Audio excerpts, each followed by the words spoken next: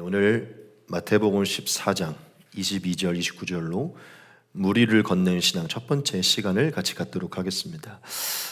오늘 저와 여러분들이 읽은 본문은 우리가 잘 알고 있는 예수님께서 물 위를 걸으신 그런 기적의 사건이 담긴 부분입니다. 그리고 우리가 오늘 그 뒷부분을 많이 읽진 않았지만 그 뒷부분에는 어떤 내용이 있냐면 이제 예수님께서 물 위를 걸어오실 때 이제 베드로가 예수님께 요청을 해서 이제 베드로가 물 위를 걷게 되죠. 그런데 이제 베드로가 물 위를 걷다가 중간에 이제 그 바다에 빠지게 되고 이제 예수님이 그 빠진 베드로를 건져내는 그 사건이 기록되어 있습니다. 그래서 예수님의 어떤 그 믿음에 관한 그 교훈이 담겨 있는 부분이죠.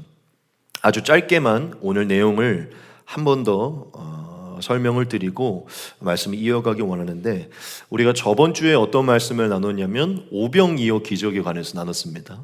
오늘 말씀은 오병이어 사건이 지난 이후에 이제 나타난 사건인데, 오병이어 사건을 통해서 수천 명에게 예수님의 위대하심이 드러나고, 또 사실은 예수님이 영광을 받으시니까 그 옆에 있던 제자들도 막 다 영광을 이렇게 얻게 됐어요.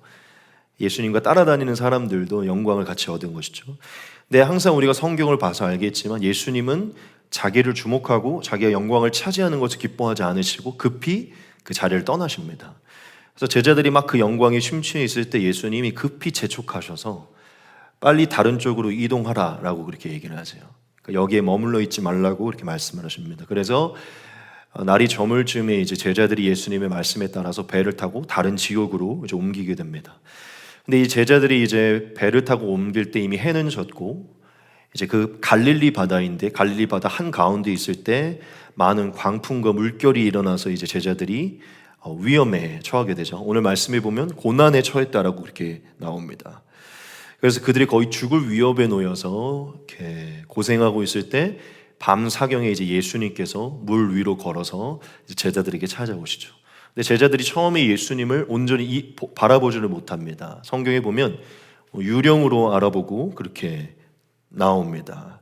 그래서 예수님이 물 위로 걸어오시는 기적을 보이시면서 자신을 확증해 주시는데, 이제 베드로가 정확하게 주님인지 모르기 때문에 주님께 얘기를 하죠. 주님, 만약에 주님이시면 내게 오라고 명령을 내리십시오.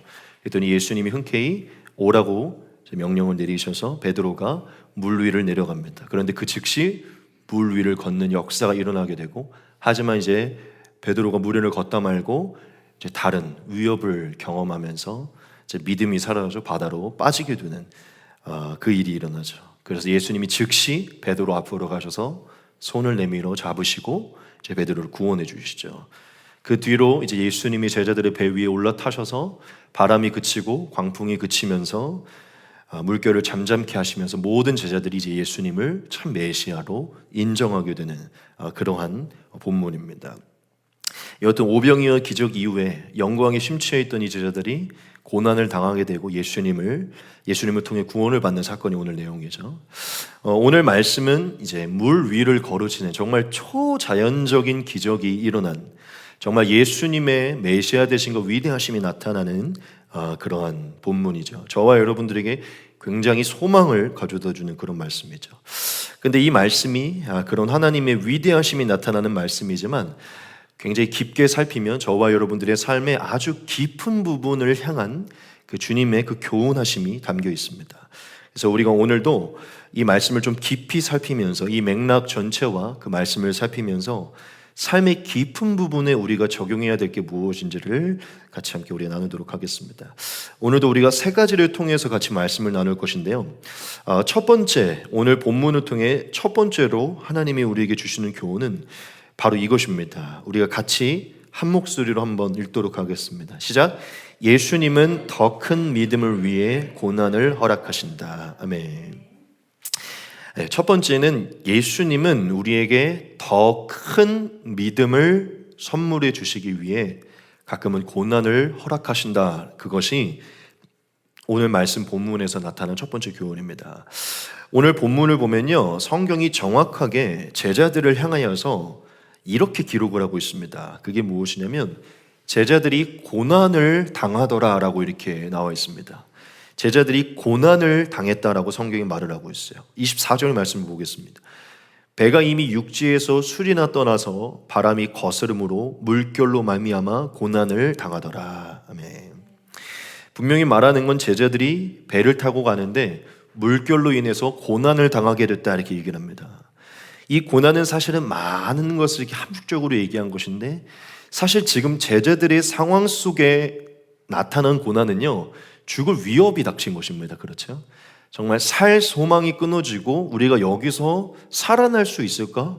목숨을 건질 수 있을까라는 어떤 강력한 죽음의 목숨에 관한 위협을 느끼는 게 지금 이들이 허락받은 고난입니다. 즉 고난은 지금 이들의 상황 속에서 봤을 때는요, 살 소망이 끊어지는 게 바로 고난이죠. 여하튼 이들이 죽음의 위협을 느낄 만한 고난을 당했다고 성경이 말하는데, 자, 여기서 굉장히 중요한 포인트가 있습니다. 오늘 말씀에서 정말 가장 핵심적인 한 가지의 포인트가 있어요. 그게 뭐냐면, 먼저 제가 여러분들이 정답을 말씀드릴 건데, 지금 제자들이 고난당한 것은 사실은 예수님이 허락한 것이라는 것입니다. 예수님이 그들에게 이 고난을 허락한 것이라는 것이에요.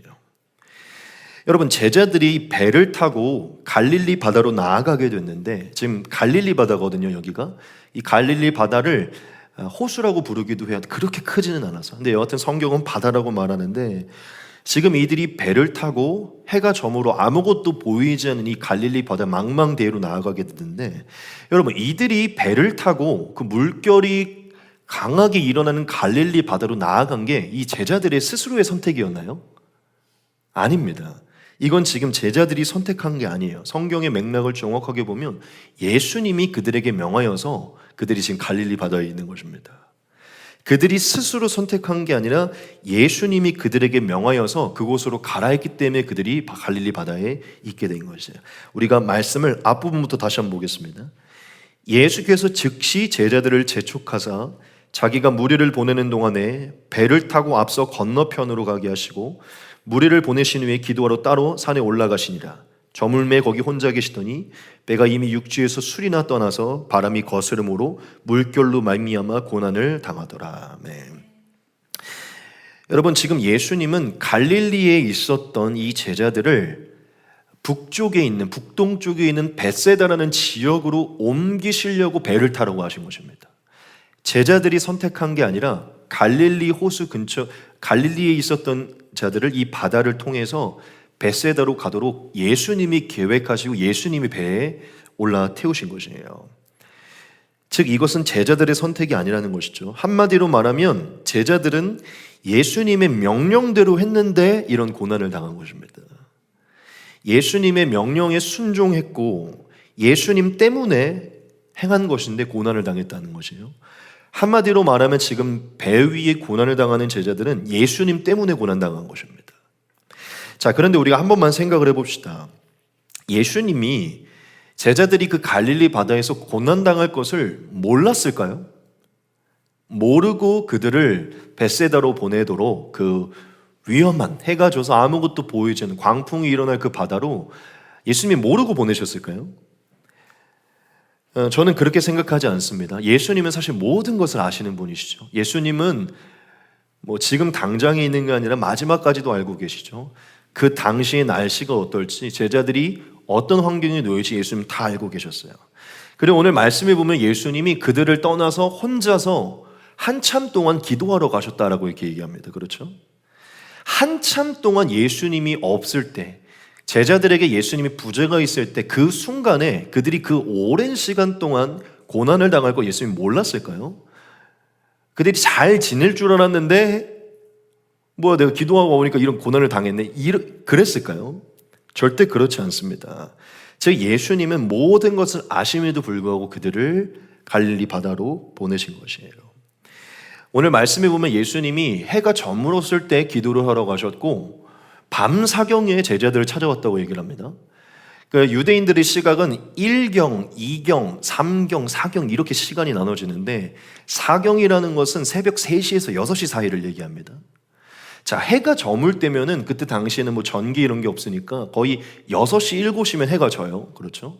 그럼 그때 이제 사람들을 보내고 제자들을 바다 위로 보낸 건데 7시라고만 생각을 해도요, 거의 한 새벽 4시쯤 예수님이 왔다고 치면 한 대략 10시간 정도를 제자들이 배 위에서 고난을 당한 것입니다. 예수님이 제자들이 예수님 없이 그 10시간 동안 그 개고생을 할 것을 예수님 몰랐을까요? 나중에 밤사경에 오셔가지고 이럴 줄 몰랐어. 너네 이렇게 고생할 줄 몰랐어. 내가 괜히 보냈구나 이쪽으로. 예수님 그렇게 얘기했었을까요? 저는 절대 그렇게 생각하지 않습니다. 해가 저물 때 그들을 그 베세다로 옮기기 위해 갈릴리 바다에 보내신 것은요, 예수님이시고 예수님의 의도인 것입니다. 무슨 얘기입니까? 그들이 그 바다 위에서 고난을 당하도록 한 것은 예수님의 허락이라는 것입니다. 예수님이 10시간 동안 그들에게 그 고난을 허락하셨다는 것이에요. 그들이 그 고난 속으로 들어가도록 예수님은 도리어 그들을 인도하셨다는 것이죠. 자, 그럼 한 가지만 더 우리가 생각을 해봅시다. 왜 예수님이 그 사랑하는 제자들에게 고난을 허락하셨을까요? 왜 고난을 주셨을까요? 저는 본문을 통해서 이러한 정답을 여러분들에게 말씀드릴 것인데 오늘 이미 첫 번째 대지에 나와 있습니다. 왜 예수님이 그들에게 그 10시간이라는 시간 동안에 배 위에서 고난을 당했냐면 그 제자들에게 지금보다 훨씬 더 큰 믿음을 선물하기 위해 그 고난을 허락하신 것입니다. 그들을 향해 더 큰 믿음을 주시기 위해서 그 고난을 허락하셨다는 거예요. 이렇게 표현할 수 있어요. 예수님은 지금 제자들에게 예수님을 단순한 그리스도, 단순한 이적과 기적을 행하는 분이 아니라 지금 조금 전에 오병이어의 기적을 행했죠. 단순히 오병이어의 기적을 행할 수 있는 그리스도가 아니라 모든 만물의 주권자이고 모든 만물의 위에 계시며 모든 만물을 잠잠케 할 수 있는 전능한 하나님으로 예수님을 계시하시기 위해서 예수님은 제자들에게 이 고난을 허락해 주신 것입니다. 여러분 한번 이렇게 생각을 해봅시다.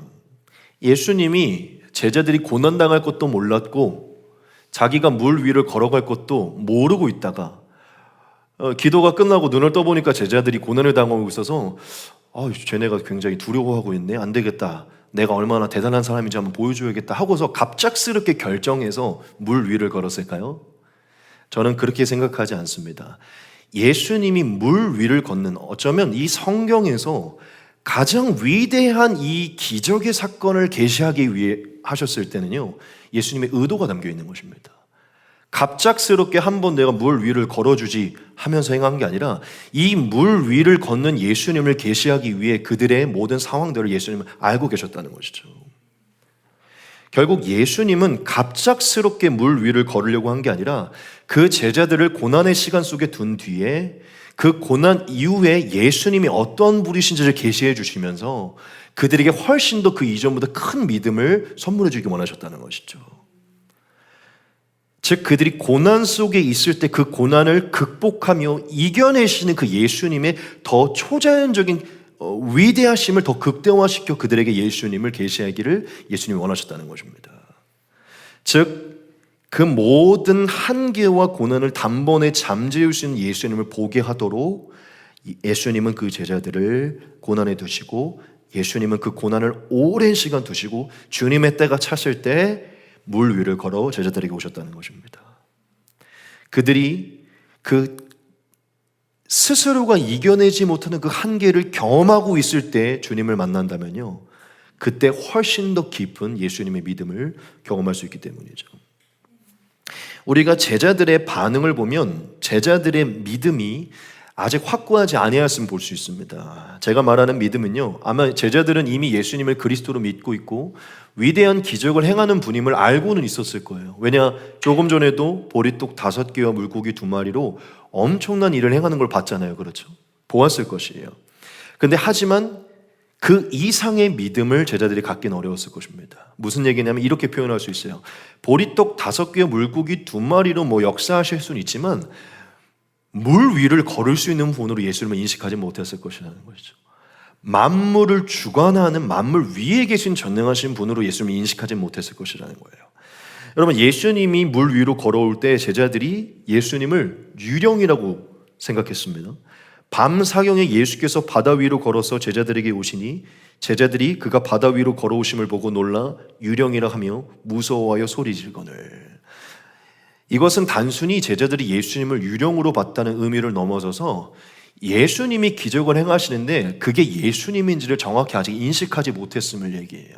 왜 인식하지 못했냐면 예수님이 저 정도까지 행하실 수 있는 분임을 아직 인식하지 못했기 때문이죠. 저렇게까지 하실 수 있는 분까지는 그들이 예수님을 믿지를 못했다는 것입니다. 예수님을 단순한 그리스도로 여겼지만 만물 위에 계신 전능한 하나님, 만물의 주권자로 인식하지는 못했다는 것이에요. 예수님은 그들에게 오병이어의 기적을 넘어서서 훨씬 더 크신 그리스도를 계시하시기를 원하신 것입니다. 그래서 예수님은 그들에게 그 시간을 허락하시고 그 시간이 지난 이후에 주님은 알고 있었어요. 자기가 밤 사경에 갈 것을 알고 있었습니다.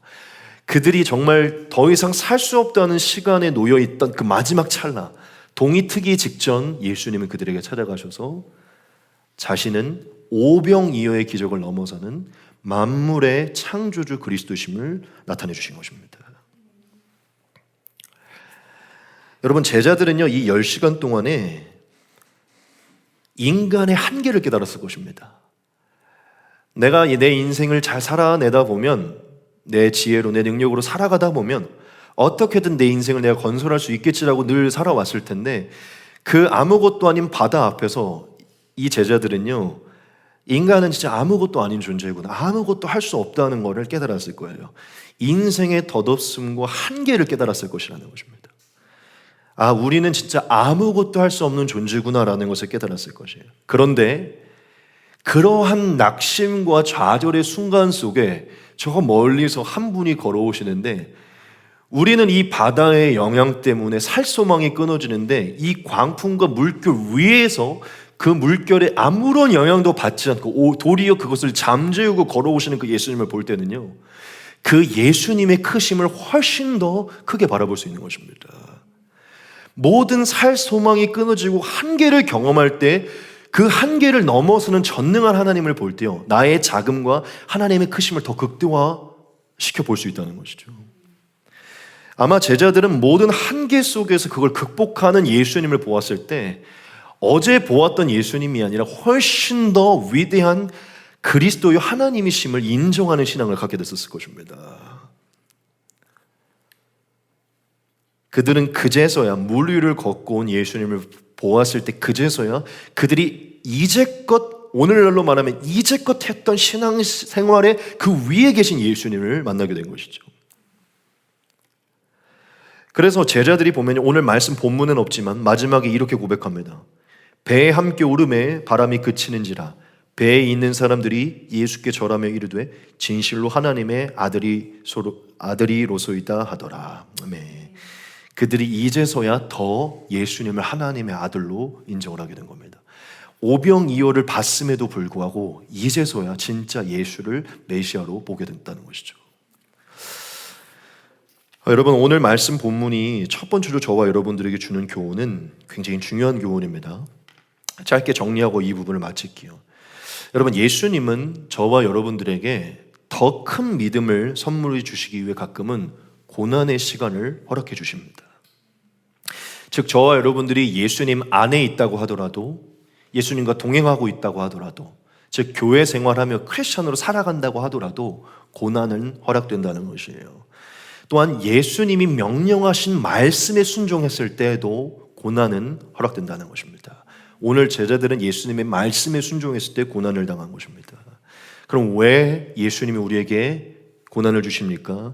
그 고난 이후에 더 큰 믿음을 우리에게 허락하시기 위함인 것입니다.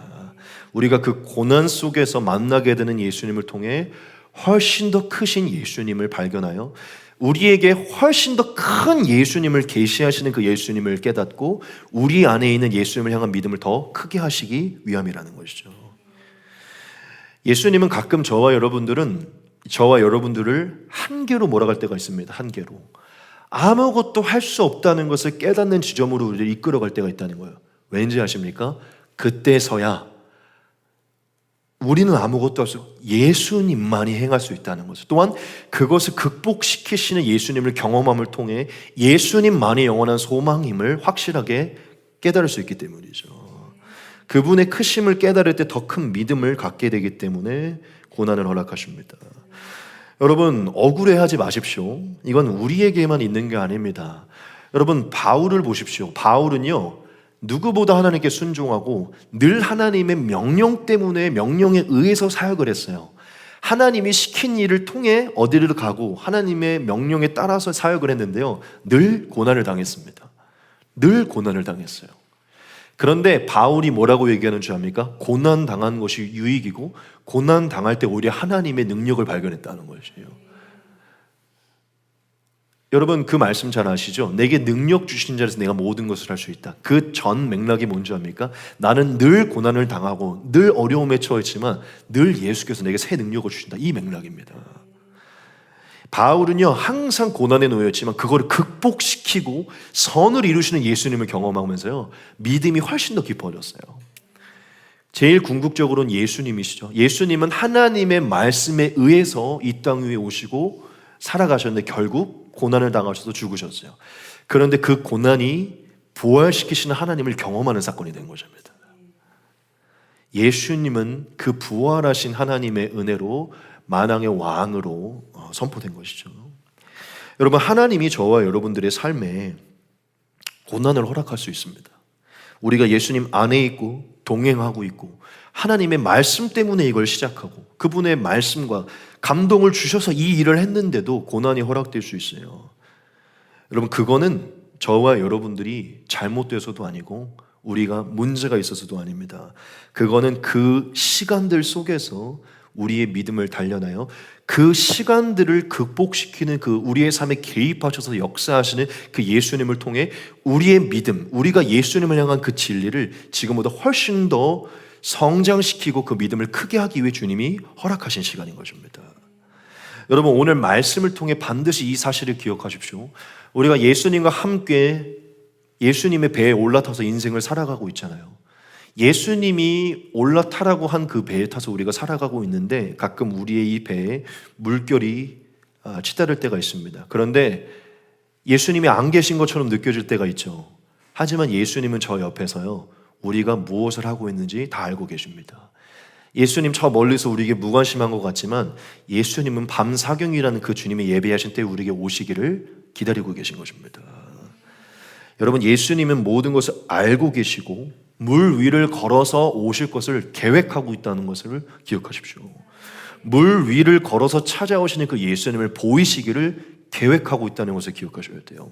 고난이 찾아올 때 좌절과 낭망의 시간으로 갖지 마시고 주님은 알고 계신다, 함께하고 계신다, 이 모든 한계를 뛰어넘어 그 물 위로 걸어오실 주님이 분명히 다가올 것이다. 그때 내 믿음과 내 삶은 훨씬 더 성장될 것이다. 이것을 바라보시면서 그 고난의 시간을 이겨내시기 바랍니다. 저는 우리의 삶의 고난이 다가오는 것은 성장의 시간이라고 믿습니다. 주님을 더 선명하게 마주하고 더 경험할 수 있는, 그래야 우리의 믿음이 더 굵어지는 시간인 줄 믿습니다. 여러분, 예수님은 저와 여러분들의 믿음을 위해 가끔은 고난을 허락하신다는 것을 기억하십시오. 두 번째 대제는 제가 할까 말까 하다가 이거는 하고 넘어가야 될 것 같아서 아주 짧게 넣었습니다. 우리 같이 한번 읽도록 하겠습니다. 시작. 예수님은 물 위를 걸으시는 분이다. 네. 제가 아까 제대로 안 넘겼나요? 이게 지금 안 넘어가나요? 네, 넘어가죠. 사실 이미 첫 번째 대지에서 얘기를 했지만 오늘 우리가 이 말씀을 통해 다시 한번 되새겨야 되기 때문에 이 두 번째 대지를 넣었습니다. 이 부분은 많은 얘기를 나누지 않도록 하겠습니다. 여러분, 오늘 예수님이 우리 모두에게 예수님을 어떠한 분으로 계시하셨습니까? 예수님은 스스로를 물 위를 걸으시는 예수님으로 스스로를 계시하셨어요. 우리가 이 말씀을 다시 한번 봅시다. 밤 사경에 예수께서 바다 위로 걸어서 제자들에게 오시니, 이렇게 말씀하십니다. 여러분, 예수님은 우리에게 스스로를 물 위를 걸으시는 분으로 인식하기를 원하십니다. 인식시키시기를 원하신다는 것이죠. 여러분, 우리가 예수님을 믿고 예수님 안에서 살고 있습니다. 그렇죠? 예수님과 한 배를 타고 살아가고 있어요. 그런데 우리가 오늘 우리의 믿음을 한번 점검해 보기 원합니다. 지금 우리가 믿는 예수님은 어느 정도의 예수님입니까? 지금 우리는 진짜 어떤 예수님을 믿고 어떤 예수님 안에서 살고 있냐는 것이죠. 예수님은 우리에게 스스로를 물 위를 걸으시는 분으로 계시하시기 원합니다. 그렇게 믿기를 원하신다는 것이죠. 우리가 지금 매일 동행하는 우리 안에 계신 예수님을 어떻게 믿고 있냐는 것이죠. 여러분, 물 위를 걷는다는 것은요, 많은 의미가 내포되어 있습니다. 단순히 이 물 위를 걸었다는 것을 넘어서는 것이에요. 여러분, 물 위를 걸었다는 것은 결국 예수님이 모든 물리적인 한계를 뛰어넘고 만물 위에 계신 분이심을 선포하는 것입니다. 만물에 속하지 않은, 도리어 이 만물을 창조한 만물 밖에 계신 분이 예수님이심을 말하는 것이에요. 또한 이 물, 오늘 말씀의 본문에서 이 물은요, 우리가 인생 속에서 겪게 되는 모든 고난을 상징하는 것이잖아요. 즉 우리의 삶에서 일어나는 우리의 죽음의 살 소망까지 끊어지게 만들고 인간이 극복할 수 없는 어떤 그 문제의 한계를 말하는 게 이 물입니다. 그렇죠? 예수님은 우리의 삶에서 앞으로 일어날 수 있는 모든 문제 위에 계신 분이시라는 것입니다. 그리고 성경에서 바다는요, 혼돈과 공허와 죽음을 상징하는 게 바다입니다. 바다는요, 사실 성경에서 그리 아름다운 곳이 아니에요. 하늘은 하나님을 상징하는데요, 바다는 죽음을 상징해요. 여러분, 바다 위를 걸어오셨다는 것은요, 예수님께서 모든 어둠의 권세와 공허와 흑암의 권세와 죽음의 권세 위에 계신 분임을 얘기하는 것입니다. 믿으십니까? 모든 사탄과 사망을 제압하시고 그 위에서 다스리시는 분이심을 저와 여러분들이 말하는 것이에요. 여러분, 우리가 믿는 예수님이 어떠한 분이신지를 다시 인식합시다. 예수님은요, 단순히 우리의 기도에 응답해서 떡을 주시는 분이 아닙니다. 영원까지 찬양받기에 합당한 만물의 주관자요, 참 하나님이신 줄 믿습니다. 여러분, 예수님은 단순히 우리의 질병만 치유해 주시는 분이 아니라 우리의 삶의 모든 문제를 해결해 줄 수 있는 분이십니다. 믿으십니까? 또한 예수님은 삶의 문제뿐만 아니라 영혼의 문제, 구원의 문제까지 해결해 줄 수 있는 분이 예수님이십니다. 물 위를 걸으신다는 것은 바로 그것을 상징하는 것입니다.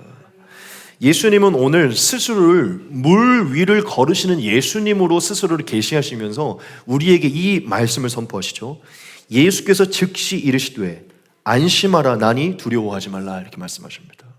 왜 예수님이 스스로를 물 위를 걸으시는 주님으로 계시하시고 안심하라 하시고 두려워하지 말라고 말씀하셨을까요? 우리가 예수님을 선명하게 인식함으로 앞으로 우리의 삶에 찾아오는 모든 물결 속에 늘 평안과 안식, 즉 두려움이 없는 평안한 삶을 누리기를 원하시는 것입니다. 여러분, 예수님을 물 위로 걸으시는 분으로 명확하게 인식할 때 안심이, 즉 평안이 찾아오고 두려움은 떠나가는 것입니다. 여러분, 삶에 우리가 손쓸 수 없는 수많은 일들이 우리를 괴롭히고 두려움에 휩싸일 때 그 모든 문제, 즉 우리의 인생의 문제 위에 계신 예수님을 묵상하시기 바랍니다. 그때 저와 여러분들은 평안을 갖게 되는 것입니다. 마지막 세 번째입니다. 오늘 이 설교에서 사실 제일 중요한 부분이라고 할 수 있는데요, 같이 한번 읽도록 하겠습니다. 시작. 기적으로 확증을 요청하라. 아멘. 오늘 이 마지막 세 번째 대지 진짜 중요합니다. 어쩌면 우리 이수 집사님이 이 세 번째 대지 때문에 이렇게 딱 이때 오셨는지 모르겠는데, 제가 오늘 말씀을 준비하면서 어쩌면 제가 신학교를 들어가고 지금까지 이 본문을 가지고 설교를 했던 적도 많이 있었는데, 이 포인트는 오늘 이번에 제가 설교를 준비하면서 묵상하면서 처음 하나님께 받은 거예요. 그래서 개인적으로 은혜도 많이 되고 여러분 모두에게 은혜가 좀 되기를 바라는 부분인데, 굉장히 중요한 부분입니다. 여러분, 베드로가 고난 속에 있을 때 예수님을 온전히 인식하지 못했어요. 그렇죠? 물 위를 걸어오시는 수 있는 능력이 있는 예수님을 보고도 유령이라고 보며 예수님을 온전히 인식하지 못했어요.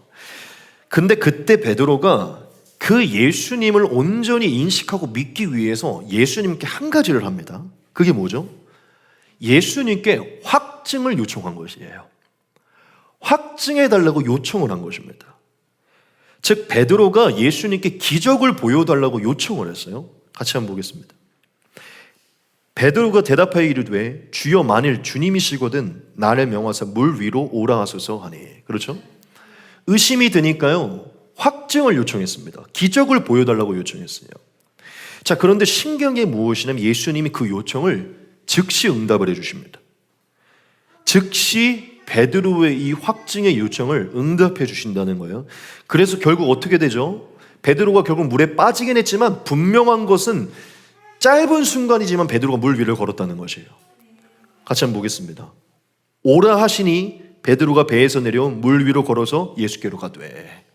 분명히 물 위를 걸어서 예수님께로 나아갔습니다. 여러분, 중요한 게 뭐냐면 베드로는 확증의 요청을 했을 때 예수님 그 요청에 응답해 주셨고 전무후무한 기적을 예수님 눈앞에서 경험을 하게 됩니다. 여러분, 우리가 여기서 진짜 중요한 진리, 우리의 삶의 지혜를 여기서 발견해야 되는데 그게 무엇이냐면요, 여러분, 우리가 신앙생활할 때 특별히 우리가 고난이 들고 고난이 찾아오고 의심이 들고 하나님이 느껴지지 않을 때 우리가 반드시 해야 되는 한 가지가 있어요. 그게 뭐냐면 하나님의 기적을 통해서, 즉 확증의 기도, 확증을 요청하는 기도를 통해서 하나님의 기적을 요청하는 기도를 하나님께 올려드리는 것입니다. 왜냐, 오늘 베드로가 보여준 이 모습이 바로 그것이기 때문이에요. 다시 한번 말씀드릴게요. 의심이 들고 하나님이 느껴지지 않을 때 우리의 믿음을 위해서 확증의 요청의 기도, 즉 기적을 통해 하나님의 확증을 요청하는 그 기도를 하나님께 담대히 올려드려야 된다는 것입니다. 베드로가 오늘 그것을 보여줬고요. 여기서 굉장히 중요한 지점이 무엇이냐면 예수님이 그 기도를 기뻐하셨다는 것입니다. 여러분, 예수님이 베드로의 이 요청을요, 무모하다고 말씀하지 않았어요.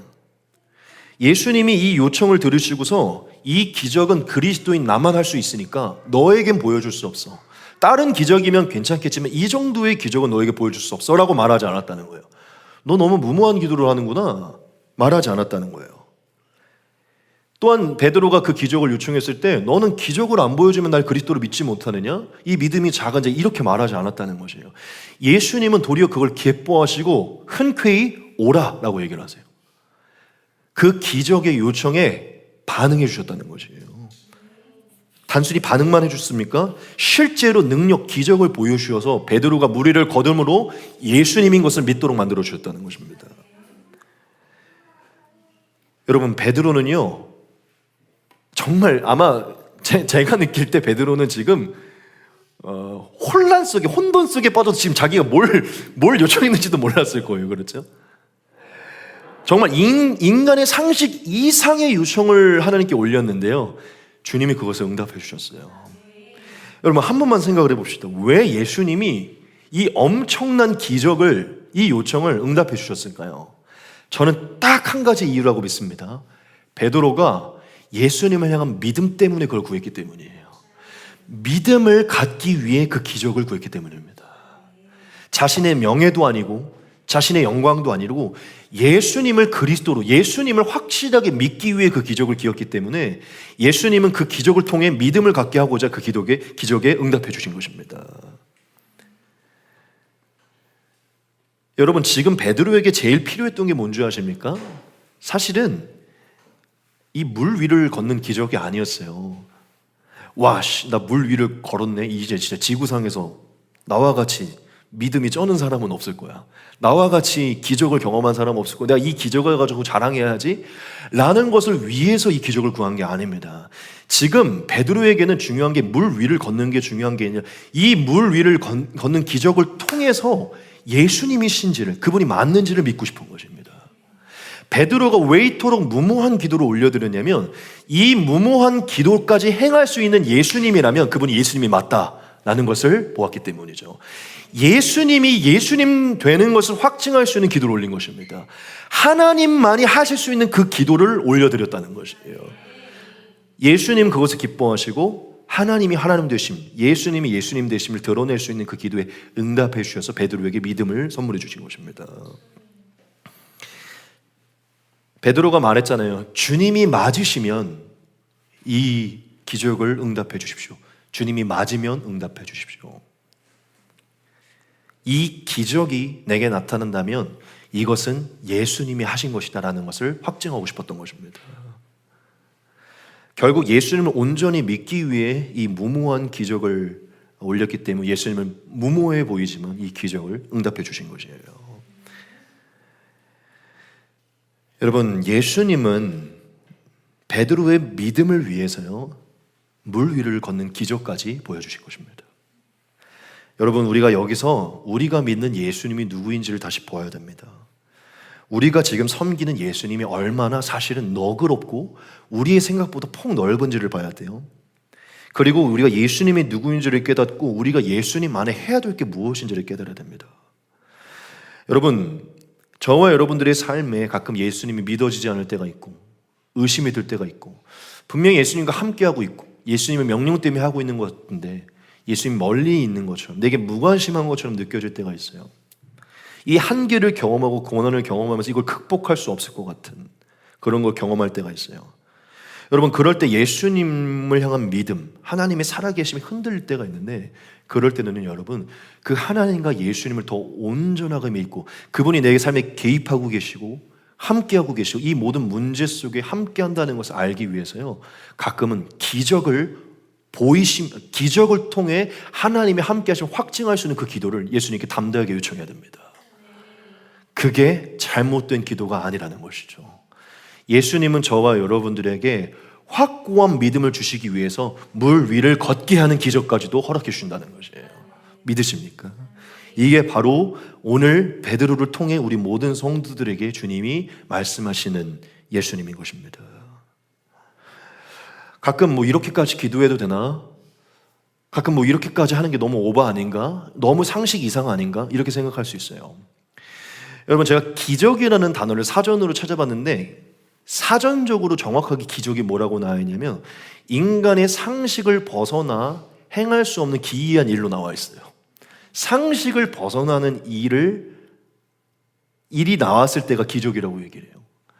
여러분, 물 위를 걷는 것만 기적입니까? 아니에요.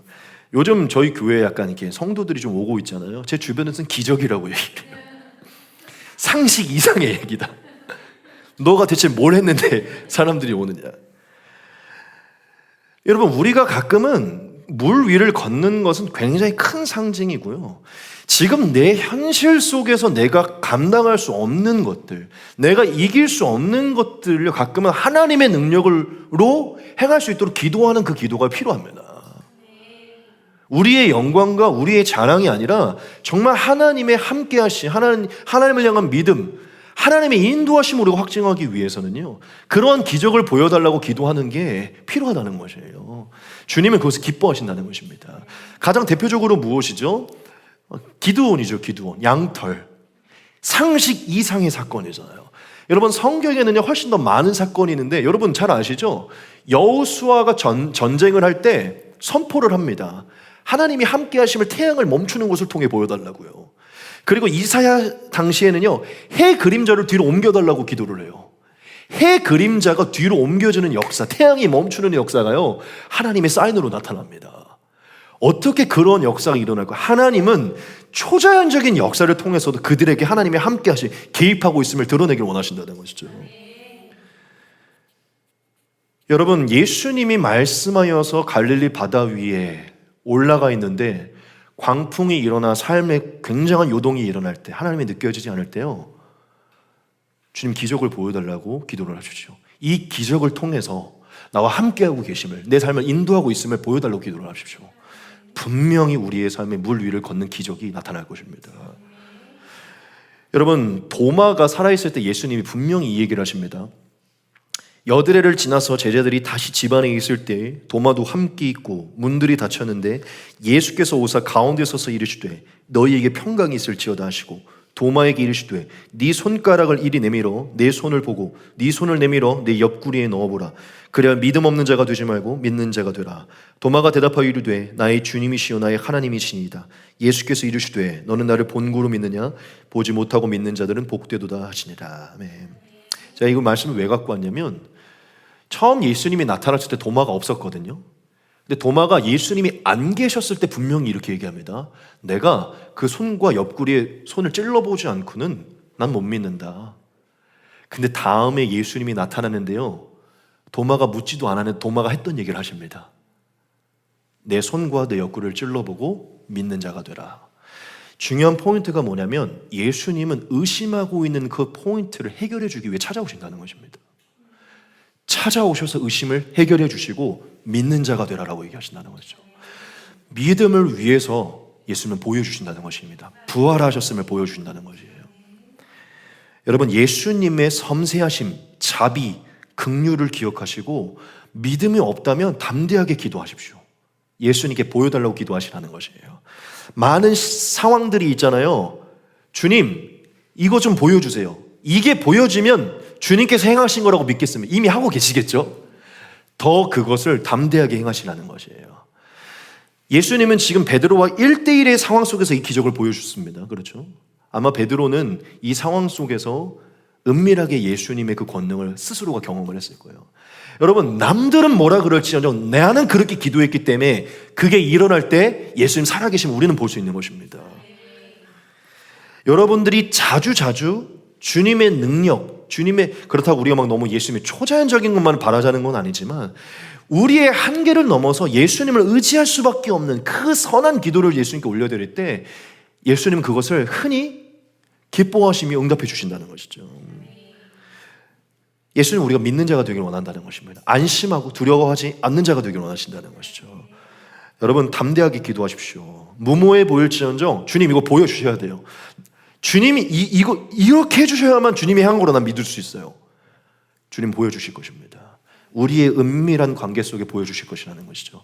우리의 은밀한 관계 속에 그런 기적의 사건들이 쌓이면 쌓일수록 예수님을 향한 믿음은 더 커지는 것입니다. 여러분, 오늘 제가 마지막 세 번째 뭐라고 했습니까? 확신의 요청을 기도하라는 것입니다. 기적을 통해 확증의 요청을 요구하라는 것이에요. 여러분, 기적은 나쁜 게 아닙니다. 우리가 더 믿음을 갖기 위해 필요한 것이에요.